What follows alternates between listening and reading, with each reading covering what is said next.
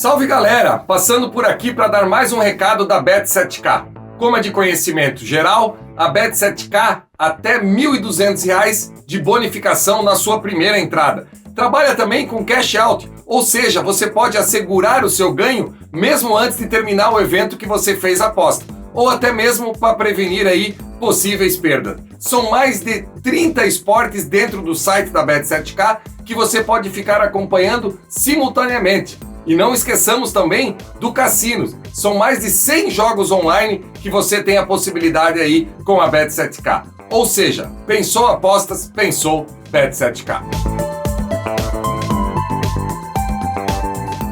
Bom dia, torcedor vascaíno ligado nesse Faísca Tá On. Um Faísca Tá On, véspera de jogão, véspera de mais uma decisão do Vasco nessa Série B. Quando o torcedor vascaíno lá no início pegou a tabela da Série B, dois adversários estavam acima dos demais, o Cruzeiro e o Grêmio, principalmente nos jogos fora de casa, jogo no Mineirão e jogo aí na Arena do Grêmio. E amanhã chegou o dia, estreia do técnico Jorginho. Hoje, a minha resenha por aqui é tentar mostrar a maneira que eu acredito que seja a melhor escalação do Vasco para enfrentar essa equipe do Grêmio. E antes que eu comece a resenha por aqui, vou pedir para você um favor que não custa absolutamente nada. Deixe seu like, compartilhe esse vídeo nas suas redes sociais, que ajuda muito a fortalecer o trabalho do canal Atenção Vascaínos. Se liga aí!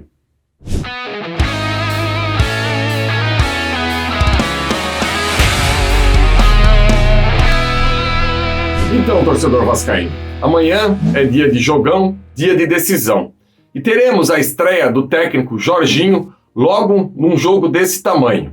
O Vasco, que desde o jogo contra o Grêmio, ainda no turno, ficou sem treinador, tentou o Maurício Souza, tentou com o Fário e agora, essa semana, anunciou aí o Jorginho como seu comandante para esses 10 jogos, essa reta final da Série B. Eu, particularmente, acredito que o Jorginho pode sim fazer um bom trabalho e, como ele mesmo afirmou na coletiva, ser o treinador do Vasco para o ano que vem. Eu não vejo com bons olhos fazer um pré-julgamento e dizer desde agora, mesmo se o Jorginho vencer aí 8, 9 dos 10 jogos, ele não deve ficar para o ano que vem. Por que já ter essa má vontade com o treinador do Vasco já no início do trabalho? Deixando claro que não era o meu nome favorito. Eu acreditava que desde a saída do Zé Ricardo e com a iminente entrada aí da 777 no Vasco, o Vasco já deveria ter tentado um treinador aí que nos últimos anos tivesse trabalhos mais relevantes no futebol brasileiro e no futebol sul-americano. E eu entendo também que o trabalho do Jorginho, tanto no Cuiabá quanto no Atlético Goianiense, passou longe de ser trabalhos ruins. Vejamos. O Cuiabá estava atolado na zona do rebaixamento quando o Jorginho chega lá e consegue que essa equipe chegue até uma vaga na Sul-Americana. Já o Atlético Goianiense, ele disputou 3 competições simultâneas. Conseguiu aí deixar o Atlético Goianiense numa semifinal de Copa Sul-Americana, deixou entre os 8 melhores equipes na Copa do Brasil. Ai, que saudades que eu tenho de ver o Vasco entre os 8 melhores da Copa do Brasil. E infelizmente no Campeonato Brasileiro estava na zona rebaixamento. E um parâmetro que tem para falar sobre esse trabalho do Jorginho é o Fortaleza, que com o Vojvoda também estava bem nas outras competições e mal no Campeonato Brasileiro. A partir da hora que o Vojvoda foi eliminado da Copa do Brasil, da Libertadores da América, conseguiu se dedicar mais ao Campeonato Brasileiro e tirou a equipe do Fortaleza lá da zona do rebaixamento. A direção do Atlético Goianiense não teve a mesma paciência e acabou demitindo o Jorginho. Enfim, e o Jorginho amanhã faz a sua estreia aí no comando do Vasco. E durante a coletiva de apresentação, na última quinta-feira, ele já deixou claro alguns pontos. Ele vê sim a possibilidade do Nenê jogar ao lado do Alex Teixeira, desde que se crie um mecanismo para que a fase defensiva do Vasco não sofra tanto. E se tem algo que o Vasco sofreu nos últimos jogos, foi com essa questão defensiva. O Vasco que tinha lá com o Zé Ricardo, uma das equipes que menos tomava gols no Campeonato Brasileiro da Série B, agora acaba sofrendo muito e tomando muitos gols. Então, a minha escalação para a partida de amanhã, eu não estou dizendo que será a escalação do Jorginho, veja bem, é a escalação que o Jean colocaria em prática aí. Inclusive, eu vou trazer a prancheta aqui para deixar claro para o torcedor como eu imagino o Vasco amanhã nesse jogo contra a equipe do Grêmio. Eu vejo que o Vasco, o Jorginho deixou bem claro que tem a possibilidade aí de ele jogar num 4-2-3-1. Se não vejamos, o meu lateral direito seria o Léo Matos, a zaga formada pelo Boza e pelo Anderson Conceição. Eu acho que o Quinteiro apresentou nas últimas partidas credencia ele a dar uma segurada. E na lateral esquerda, eu continuaria com o Edmar, apesar de ter gostado muito do Paulo Vitor nos minutos que esteve em campo contra o Brusque. Mas como o Grêmio deve vir com um ataque aí, com jogadores de muita velocidade pelo lado do campo, que deve ser o Biel e o Guilherme que jogou no Botafogo, torcedor aí conhece, com o Diego Souza mais centralizado, eu não vejo como um jogo bom para o Paulo Vitor, não. Eu acho que o Paulo Vitor ainda pode segurar mais um pouquinho, talvez para os jogos em casa que o Vasco precisa partir mais para cima. Por enquanto eu iria com o Edmar na lateral esquerda. No meio de campo, essa dupla de volantes aqui, Yuri Lara e Andrei Santos, Marlon Gomes de um lado, Nenê centralizado, Alex Teixeira de ponta, que é a maneira com que o Jorginho enxerga ele, então se ele enxerga dessa maneira aqui pode ser. E lá na frente, com a ausência aí do Eginaldo, que está servindo a seleção brasileira sub-20, eu iria com o Figueiredo.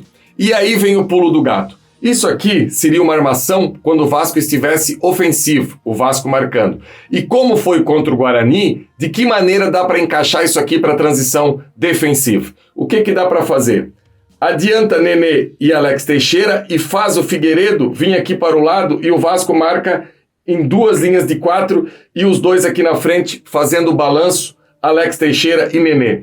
Mais ou menos como foi no jogo contra o Guarani, em que o Eginaldo, quando o Vasco tinha a bola em muitas oportunidades, era o centroavante de referência. O Eginaldo vinha aqui, inclusive foi ele que sofre o pênalti no lance aí do Alex Teixeira. Sofre o pênalti, não, ele que toca a bola para o Alex Teixeira e sofre o pênalti. Naquele momento ele está de costa, e quando o Vasco estava sem a bola, ele descia aqui para fechar as 2 linhas de 4. Então, de um lado, fechando a linha de 4, Marlon Gomes, do outro lado, fechando a linha de 4, o Figueiredo. E aqui, fazendo esse balanço, Alex Teixeira e Nenê. Lembrando que o Jorginho também deixou claro que vê o Alex Teixeira jogando muito próximo ao ataque. Então eu vejo que dá para equilibrar essa equipe dessa maneira. Então eu acho que Léo Matos volta, o Matheus Ribeiro muito abaixo, mas muito abaixo mesmo. Eu acho que com essa experiência do Léo Matos ali, a força que ele tem na marcação, Boza pela questão do Quinteiro, Anderson Conceição e Edmar. Um meio de campo, essa trinca aí, mesmo sendo um 4-2-3-1, é uma trinca que não dá para abrir mão para você deixar ali no meio de campo, Marlon Gomes, Yuri e Andrei Santos.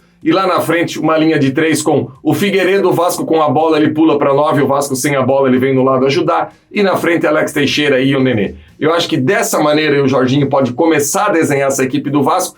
Teve uma semana de treinamento e pensando depois no jogo contra o Náutico na próxima sexta-feira, aí já tem um outro modelo de jogo. Aí eu vejo que o Paulo Vitor já pode fazer parte dessa equipe. Enfim, dá para mudar e peças para isso o Jorginho tem. O que eu espero é que o Jorginho consiga escalar os melhores conforme as suas convicções, não fiquem escalando por currículo, por idade, por tamanho, enfim. Isso ele já deixou claro na sua coletiva. O Nenê, por exemplo, vai ser útil, vai. Só que ele já avisou que talvez no jogo contra o Náutico, no jogo contra o Cruzeiro, ele já vai dar uma segurada no Nenê. E tem que ser assim. E se durante a partida o Nenê parou de render ou cansou, tira. Parece coisa boba, parece coisa difícil, mas no Vasco, nos últimos tempos, estava com dificuldade. Eu, particularmente, acho que o Nenê é útil ainda. Agora, passa longe de ser um jogador imprescindível e passa longe de ser um jogador que não possa ser substituído. Teve um determinado momento que só ele resolvia as coisas pro Vasco. Só que com o decorrer do tempo, veio a contratação do Alex Teixeira. Surgiu o Andrei Santos, que resolveu muitos jogos. Surgiu o Marlon Gomes, que jogou algumas partidas como protagonista também. Então não tem mais só o Nenê. Devagarinho essa equipe do Vasco foi ganhando força e tem uns outros jogadores que possam definir. Então o Nenê tem que ficar em campo até o momento que ele é útil. A partir da hora que ele não é mais útil, ele pode e deve segurar sim. Valeu, torcedor. Essa foi a nossa resenha hoje por aqui. Mais uma vez, peço um favor aí, compartilhe esse vídeo nas suas redes sociais, deixe o seu like e eu espero que semana que vem, quando a gente voltar a se encontrar aqui no canal Atenção Vascaínos, no Faísca Tá On, o Vasco tenha 2 grandes resultados. Amanhã, contra a equipe do Grêmio, e também na próxima sexta-feira, que daí é véspera do nosso encontro da próxima semana, que eu consiga fazer um Faísca Tá On sorridente aqui. Já pensou o Vasco com 6 pontos? Aí dá aquela bela pavimentada ao nosso acesso à Série A. Abraço, galera!